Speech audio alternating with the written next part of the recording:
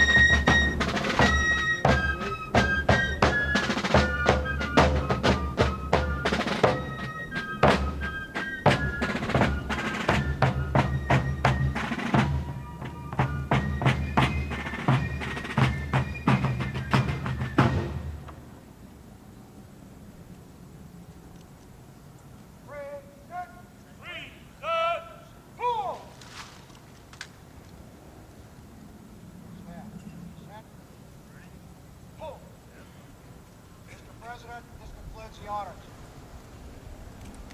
Stand. Order. Order. Right. Order. Pull.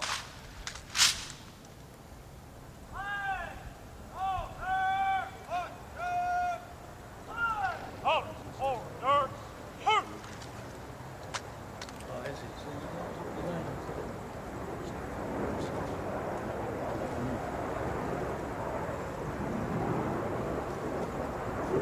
Up.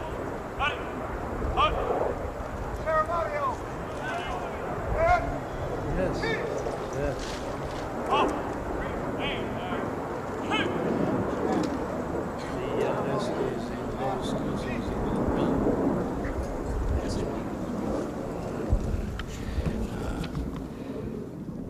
Mr. President, Mrs. Marcos, it gives me special pleasure to welcome you to the United States. Mrs. Reagan and I have been long looking forward to returning the hospitality you showed us on our 1969 visit to your country. Our two peoples enjoy a close friendship, one forged in shared history and common ideals. In World War II, Americans and Filipinos fought side by side in the defense of freedom, a struggle in which you, Mr. President, personally fought so valiantly. The values for which we struggled, independence, liberty, democracy, justice, equality, are engraved in our constitutions and embodied in our people's aspirations. Today, our ties remain strong, benefiting each of us over the full range of our relations. Politically, we tend to view many world issues the same general way. Yours, Mr. President, is a respected voice for reason and moderation in international forums. The Philippines, with its ASEAN partners, has taken the lead in search for self-determination for the people of Kampuchea. In that vein, let me also pay tribute to you and Mrs. Marcos' personal leadership and commitment to the care of refugees in Southeast Asia. Under your direct sponsorship, the Philippines Refugee Processing Center has become a model of its kind in encouraging the development of self-sufficiency and the restoration of human dignity. The Philippines and you, Mr. President, play an important role in addressing the problems of economic development in the world. At Cancun, we made a new start toward a more effective and practical dialogue and improved cooperation among industrial and developing countries. Your leadership in that area, Mr. President, is vital and widely respected. Under your leadership at home, the Philippines can boast a record of solid economic growth over the past decade, attributable in significant part to its hospitable attitude toward free enterprise and private initiative. Your country's dedication to improving the standard of living of your people is an effort in which we've been delighted to participate through bilateral and multilateral economic assistance. Your continuing interest in better nutrition has led the Philippines to achieve self-sufficiency in food grain production. You can also point with pride to the success of your rural electrification program, now bringing benefits to an increasing number of remote regions. And I find it a matter of personal satisfaction that your country and my home state of California are both pioneers in developing geothermal power to replace expensive energy imports. The United States remains the Philippines' leading trading partner, and American firms are the largest foreign investors in your country, reflecting their confidence in your progress and prospects for economic growth. We have welcomed the growing two-way trade between our nations and have been pleased that we've been able to keep our markets for the products of your growing manufacturing and industrial sector the most open of any country in the industrialized world. America considers itself especially fortunate to have nearly 1 million persons of Filipino heritage now residing in our country. They bring with them their energy and their talents, and they contribute enormously to the rich diversity of American society. Similarly, thousands of Americans, enchanted by the beauty of your nation and by its people, have chosen to live in the Philippines. Our security relationship is an essential element in maintaining peace in the region and is so recognized. This relationship, one of several we have in the Western Pacific, threatens no one but contributes to the shield behind which the whole region can develop socially and economically. Mr. President, under your leadership, the Philippines stands as a recognized force for peace and security in Southeast Asia through its bilateral efforts and through its role in ASEAN, which is the focus of our regional policies in Southeast Asia. Mr. President, Mrs. Marcos, the United States deeply values its close friendship and alliance with the Philippines. We seek to use this visit to further strengthen our ties with your country. Nancy and I are personally delighted that you're here, and we say welcome to the United States, welcome to our national home.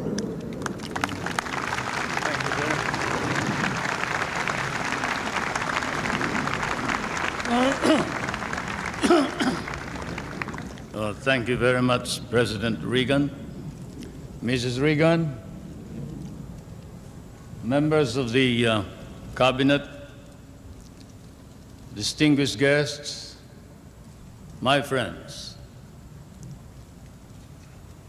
On behalf of the 50 million people of the Philippines, Mrs. Marcos and I express our gratitude for your warm welcome to Washington and to the United States of America. This great and beautiful city, that is one of the few cities that was built as the capital for a great nation, is indeed, as has been written, the key to knowing the secret of America. And this house of the American people, an American frontier that never vanishes. Your beautiful city with its grand memorials, its monuments, its walks, is indeed a city that memorializes the great achievements of your people for the past 2 centuries. But more than that, it keeps offering to the enterprising and the talented, the courageous and the strong, the rewards of effort and of initiative. At the same time, as I stand here on American soil, I realize that I stand on what may be the center of the government of the United States of America, here where, as I have often stated, the future is being born. The future is being born depending upon the man who is in the White House. And the man who is in the White House today certainly is creating a new future for our world.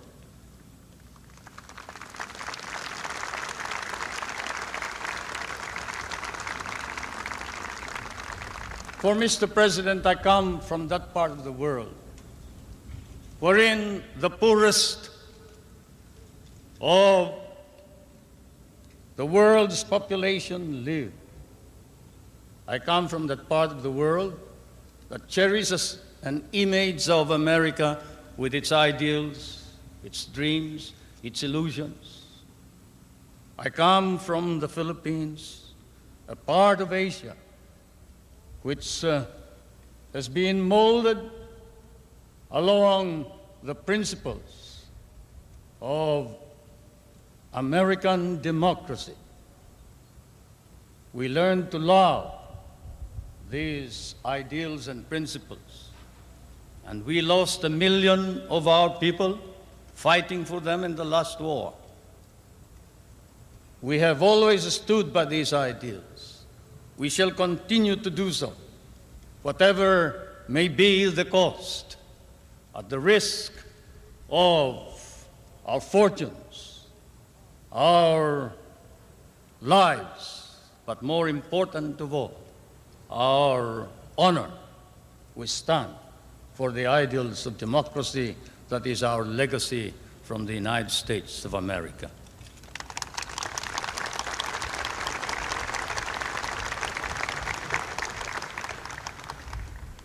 I did not come to burden you further with additional problems, Mr. President.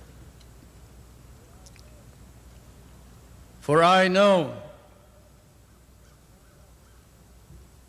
that, as I have said in many a speech before my own people and before the world, fate and destiny has decreed that the United States of America be the trustee of modern civilization against the threat of a possible second dark ages. And America cannot fail. And therefore, we, the Filipino people, come and bring to you a prayer that God and His divine providence may grant you guidance, strengthen both your heart and hand, so that that hand may be strong on the lever of power and save our humanity.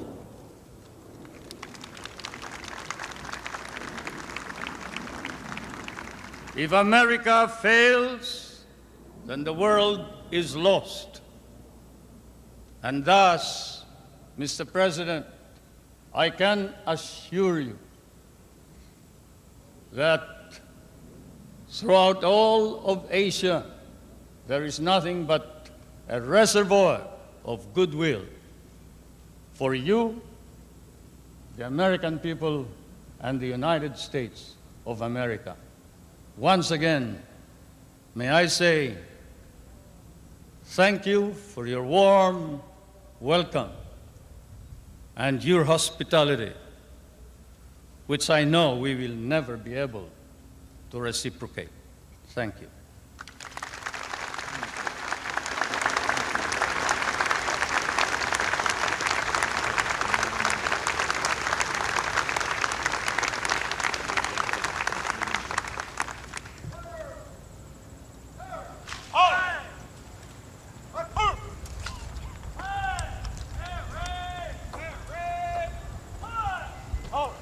Ready.